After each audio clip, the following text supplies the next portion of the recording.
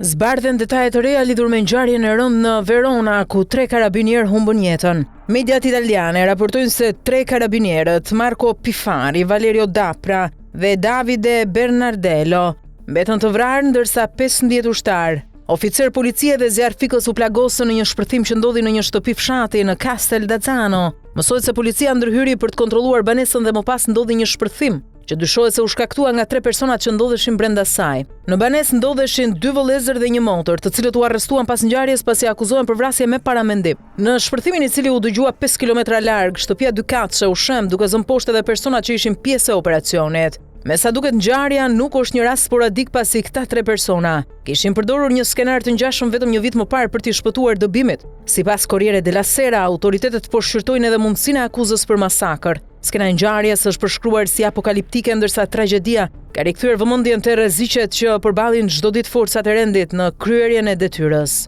Si ndodhi shpërthimi? Sipas informacioneve paraprake, policia kishte ndërhyrë për të zbatuar një urdhër dëbimi në një banesë ku ndodheshin 3 persona.